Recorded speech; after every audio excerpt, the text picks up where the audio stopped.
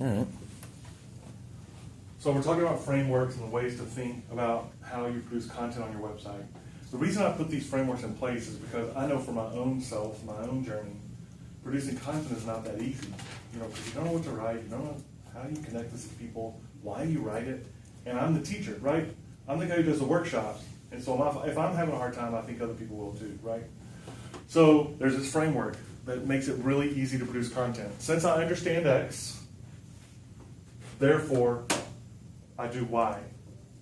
Nobody pay attention to that and because it's actually not structured correctly. It should be, since I understand X, therefore I do Y.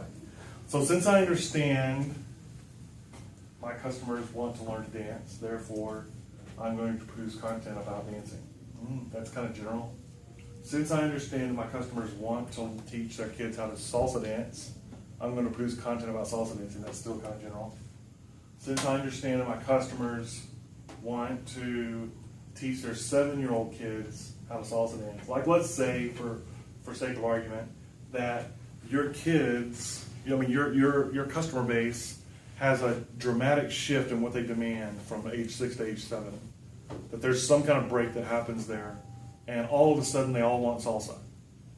Talk about that process, because if it's common enough, then since I understand that this is a common desire, I'm going to produce content about that process, okay?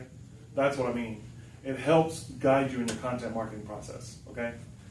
So this is a great general, since I understand that X, I do Y. Since I understand that the narrower my funnel, so in your sales funnel, it's top to bottom, you understand a sales funnel?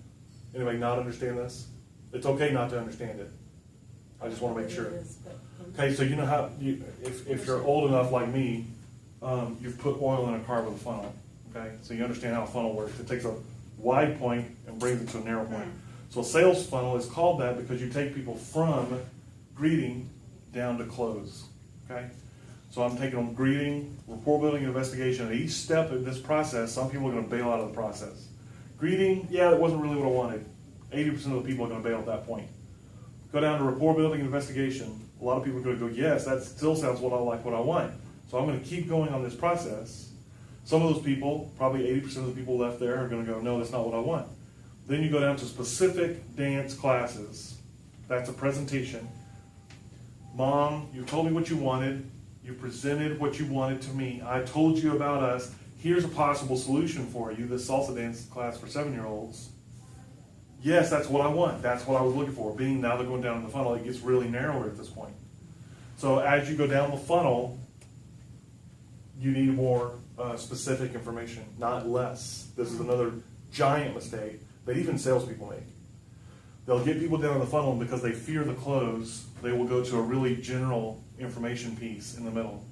So I used to sell cars years and years ago, and a really easy to understand version of this is that you'll be going in the car buying process, and you might have already picked out, let's say, a station wagon. And we're starting the process of looking, we're about to test drive. And at that point, you're demonstrating. I've presented a station wagon. You've said, yes, I'm interested in a station wagon.